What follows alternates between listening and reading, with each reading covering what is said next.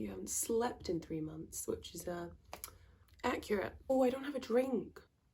It is 9:30 in the morning. We're back.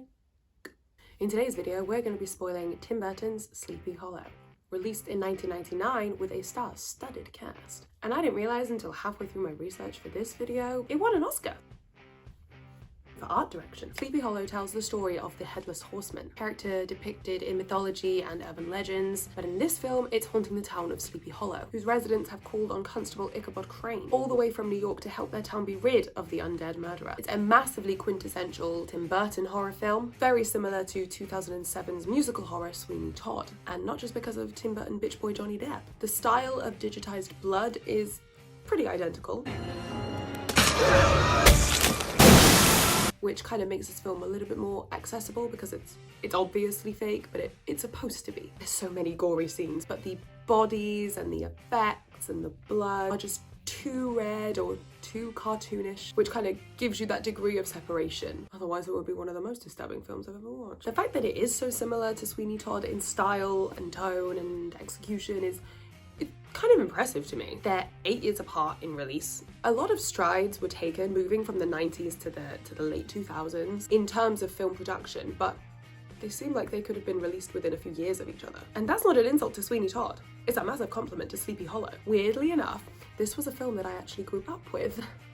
I was one of those weird kids who, instead of watching normal TV and listening to music, I would just put a film on, and then when it finished, I would put the same film on again, probably 13, 14. I had a rotation of like 3 films, so I'd watch one film for like 3 months, and then I'd be like, you know what, I've watched this film upwards of 1,000 times, by now I'll probably put on the next one and do the same with that one for the next 3 months. And it was Sleepy Hollow, Mean Girls, and I Know Who Killed Me, starring Lindsay Lohan. And believe me, I'm gonna have to do a video at that train wreck at some point because, eesh.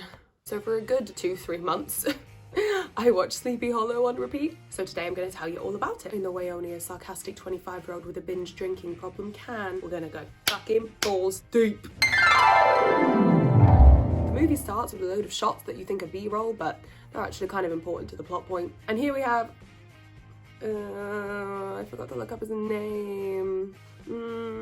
This dude, he's gonna die first, so apparently in my head that means he didn't deserve a name. He is delivering a will on behalf of an unseen character, the Horseman clearly deciding, nah boy, and he is the first person that we see succumb to the Headless Horseman.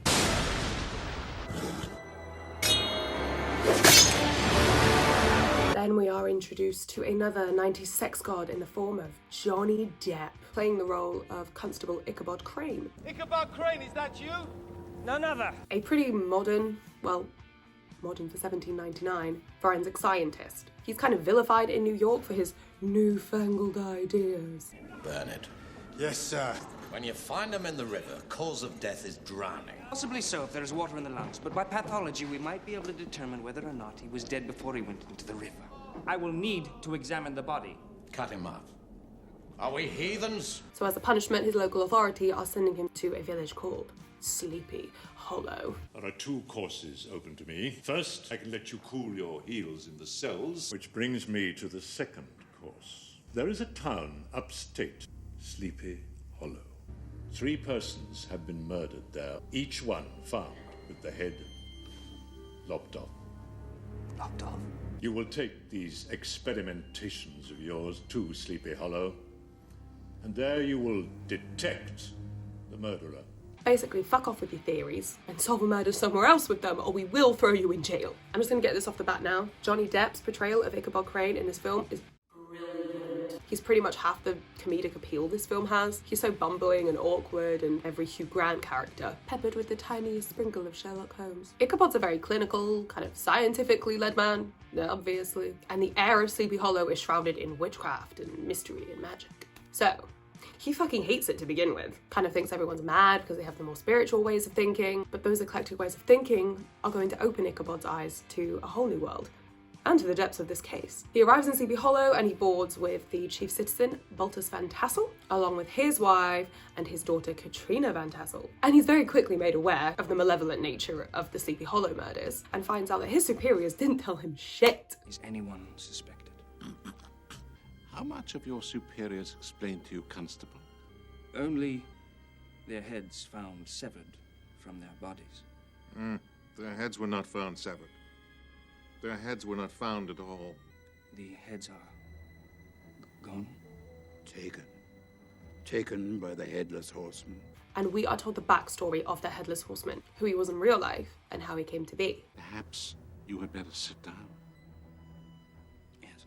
The Horseman was a Hessian mercenary, but unlike his compatriots, who came for money, the Horseman came for love of carnage, chopping off heads at full gamut.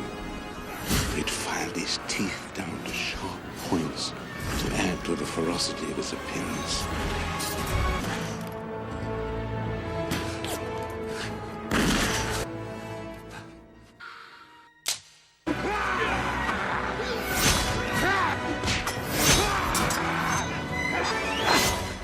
His head with his own sword.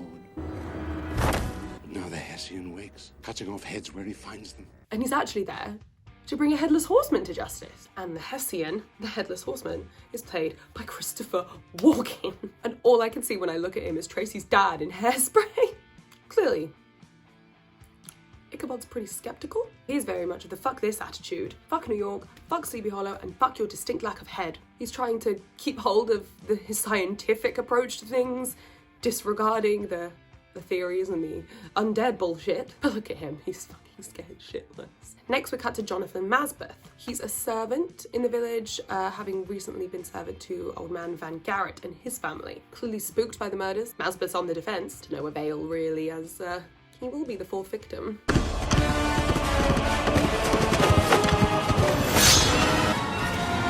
Now Ichabod is resident in Sleepy Hollow, he can attend the site of the murder immediately, fresh after decapitation.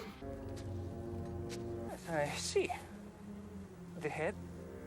Taken. No. Interesting. Noting that the wound was instantly cauterized, as if the blade was red hot. But no blistering, no scorched flesh, nothing. I imagine it like that toasting knife, that meme that went around the internet a few years ago. Later on at Masbeth's funeral, Ichabod finds an unlikely assistant in Jonathan Masbeth's son.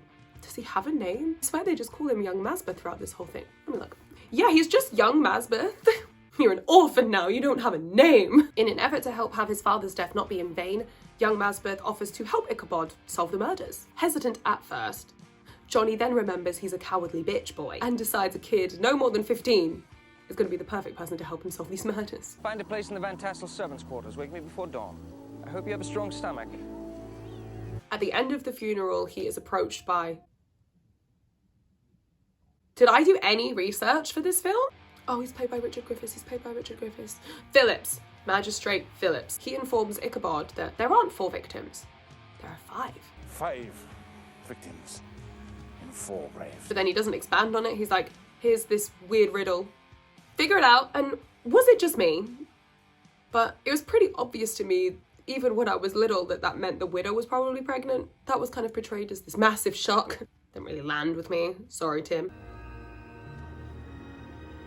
I laughed at this, but the little wound, the little stomach wound to the head of the baby. Oh, I've got problems. Here we come to the first of many hallucinations Ichabod Crane has, and they're all of his mother. She's represented as this very light, ethereal kind of character, very pure, wholesome intentions, and real love for her son. And this first vision that he has is kind of spliced with a real scary religious figure. He looked like a wrong un. But in this first vision, he's kind of just creeping around Ichabod and his mother, and you don't really know who he is. The lineage of the families in Sleepy Hollow is pretty important to the overall story that's going on. Why did no one think to mention that the Van Garretts are kith and kin to the Van Tassels? Because there is hardly a household in Sleepy Hollow that is not connected to every other by blood or marriage. Clearly this is important to Ichabod in proving that this isn't a haunting. It's probably just a plot for money, because the first victims were old man Van Garrett and his son, who were part of the richest family in Sleepy Hollow. In fear of what's going on, the magistrate's like, I'm gonna jump ship now. He's nervous, and he wants the fuck out of here. He clearly knows his head's next up on the chopping block. And naturally, he was right. What are you running from, Magistrate Phillips? How did you know the widow Winship was expecting a child? She told me. Did she tell you the name of the child's father? Yes, she did. You believe the father killed her? The horseman killed her. There is no horseman. There never was a horseman. There never will be a horseman.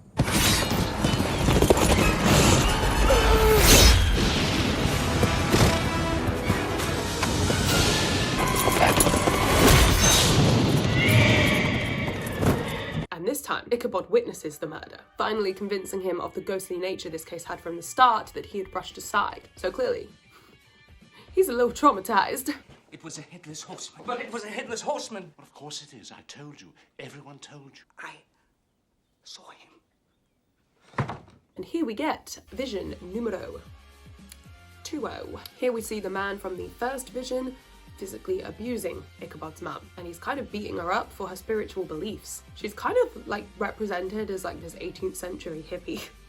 I'm just hyper aware since watching the last video that this inner corner lifted the entire fucking time, and I looked drunk.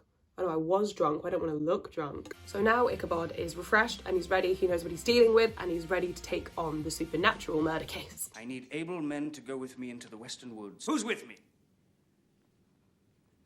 Me? So Ichabod heads out. God, I'm punny. To the western woods to investigate. On his own because all the townspeople are pussies, except for the 15-year-old. On the journey, they discuss any information about the families in Sleepy Hollow that maybe Ichabod wasn't privy to. Did your father have dealings with the Van Garretts? He worked for them. We lived in the coach house. It's nothing. But there was something that happened one night a week before the murder. An argument upstairs between father and son. My father was later sent for by Mr. Van Garrett. Then they stumble on the house of a witch living in the western woods. And it's the weirdest Mad Hatter scene I have ever fucking witnessed. Madam, do you hear me? You seek the warrior bathed in blood, the headless horseman. Follow the Indian trail to where the sun dies. Follow to the tree of the dead. Climb down to the horseman's resting place. We're leaving. What happened? We're leaving now. So off they go to follow the witch's directions. They're off to find the tree of the dead, where they bump into Katrina, who's out for colonial dick. Why have you come? Because no one else would go with you. And I am now twice the man. Perfectly cock-blocked by young Masbeth and his cliches. Pardon my intrusion. I think you'd better come and look at this. And obviously he's found the Tree of the Dead. It's kind of the gateway between Hell and Sleepy Hollow. And it's where he keeps the heads of his victims. Ew. And here highlights where I completely agree with their Oscar win. The production of these shots are so cool. This looks so fucking cool. Look at this shit.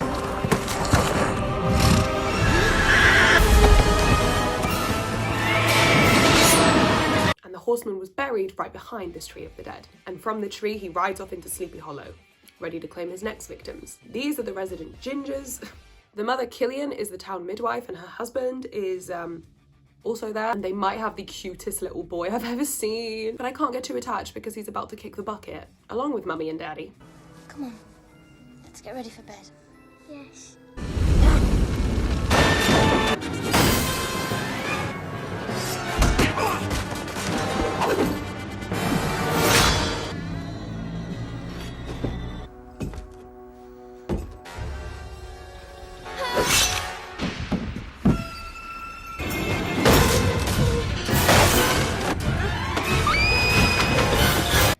Just murdered an adorable ginger kid right in front of my eyes. A real Tim Burton, that was pretty fucked. As the horseman leaves, sack of heads in tow. Bram, oh, I haven't spoken about him. This is Bram. He's romantically involved with Katrina, but she seems like so unbothered by his existence. Well, she was probably bothered about Bram before, but then Johnny Depp entered the scene. Johnny Depp is on the table now. Off you fuck. That's all the backstory you need to know. He's really not that important. He's about to die, so Bram attempts to be the town hero by shooting the horseman, forgetting he's an undead spirit that probably isn't going to be too affected by your gunpowder. Dickwad. Ichabod tries to stop Bram, but just ends up getting stabbed in the boob. And in Bram's ever-loving quest to make sure the whole village knows exactly how big his dick is, he gets himself killed. What did we learn? But because of this, Ichabod kind of learns that, oh, the horseman isn't killing at random. Hence why he left Ichabod alone at Phillips's murder, and he also didn't pursue Ichabod or Bram at the Ginger Massacre until Bram fought back. Plus he didn't take his head, he just kind of sliced him up like the meat from a kebab. And it's kind of alluded to that this is common knowledge, that the horseman has set victims, at least between the town elders, according to some side-eye we see exchanged by the geriatrics. So obviously Ichabod gets to say, I knew it! It was a human of flesh and blood the whole time! Because he deduces, Sherlock Holmes style, that the horseman is controlled by whoever stole his head. Well done. It was a human controlling the horseman. Still an undead horseman, do you want a fucking medal or something? Jeez. Here the train stops at vision number 3. It's the most fucked up one, I'll tell you that.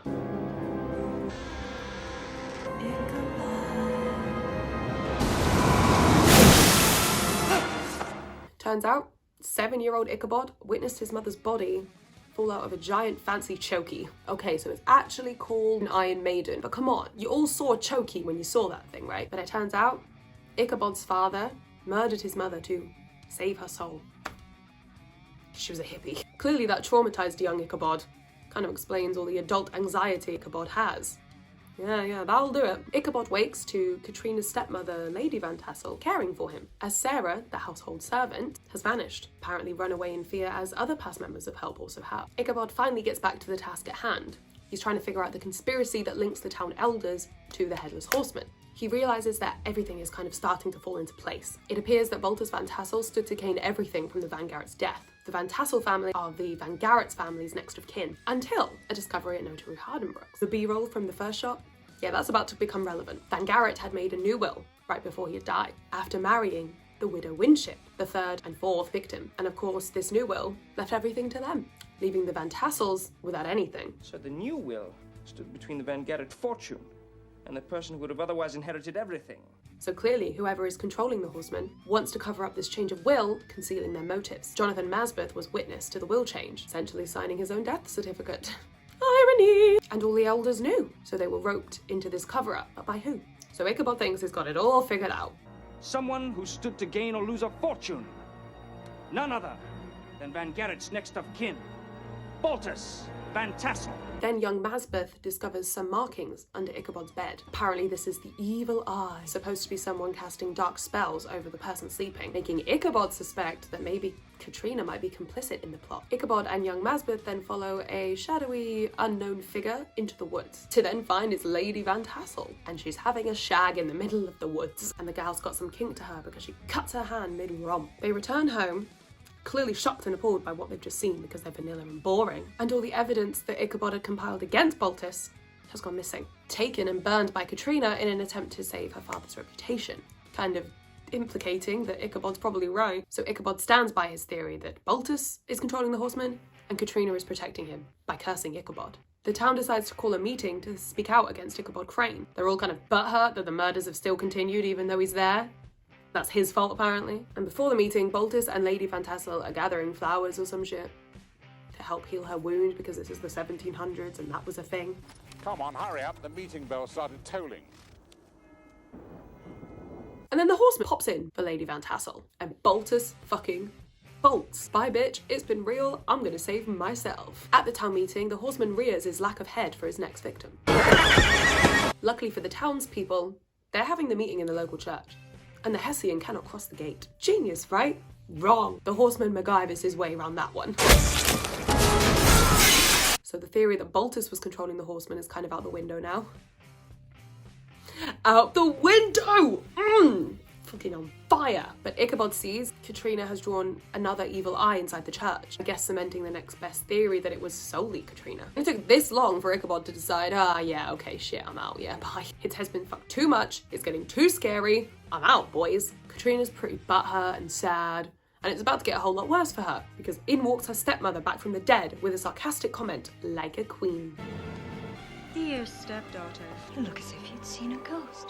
As Ichabod leaves Sleepy Hollow, he sees the supposed body of Lady Van Tassel being taken to the mortuary, and for some reason, he has an epiphany that maybe all isn't as it seems. He checks the body and discovers there was no clotting, no healing in the wound. So, the cut on that body's hand was made after the victim was already dead. Oh, shit. Meaning that Lady Van Tassel is still alive. Oh, shit. And stands to inherit everything upon Katrina's death. Oh, shit. Head for head. Come now for Katrina. And everything becomes clear. And he's off to save his blonde hole. Now it's time for the scene that explains everything. The sordid ways that Lady Van Tassel had everyone cover up her plan. And the backstory that drove her to the murders. It is I who govern the Horseman, my dear. But there was a body. Sarah. I always thought she was useless. One day, my father died. The landlord, who had received many years of loyal service from my parents, evicted us. No one in this God-fearing town would take us in, because my mother was suspected of witchcraft. But she schooled her daughters well, while we lived as outcasts in the western woods. She died within a year. My sister and I remained in our refuge until one day we crossed the path of the Hessian. I saw his death. At that moment, I offered my soul to Satan if he would raise the Hessian from the grave to avenge me. Against Van Garrett, the landlord who showed us no mercy and left us to starve, whilst Baltus Van Tassel and his simpering wife and girl child stole our home. The easiest part was the first, to enter your house as your mother's sick nurse and put her body into the grave and my own into the marriage bed. But lust delivered the Reverend Steenwick into my power. Fear did the same for the notary Hardenbrook and the drunkard Phillips. And the doctor's silence I exchanged for my complicity in his fornications, the servant girl, Sarah. Yes, you have everything now. No, you have, my dear, by your father's will. I get everything in the event of your death. The Horseman comes! And tonight he comes for you! Then we have one of my favourite cathartic endings, where Christopher Walken bites open Miranda Richardson's face. Horseman!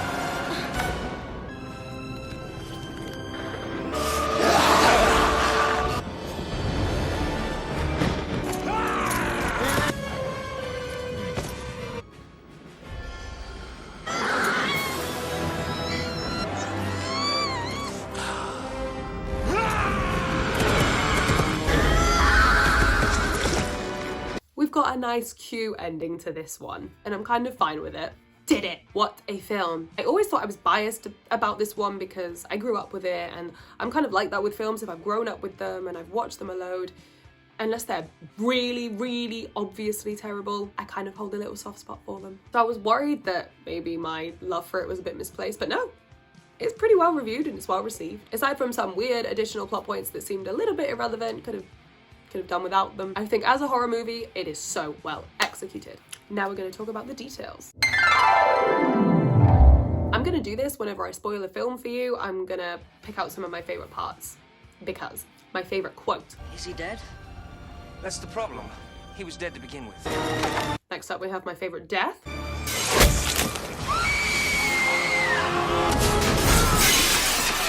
The best character in the film. Constable Ichabod Crane, sent to you from New York to investigate murder in Sleepy Hollow. And the worst character in the film. 1 week later, the widow Winship, also decapitated. Have you guys seen Sleepy Hollow? Tell me what you think down below. I think up next we're going to do another ranked video. Maybe. And I didn't have a drink throughout this video, and it was a little bit easier to film. But will I learn? No, I won't learn. But I'm still going to punch you in the face.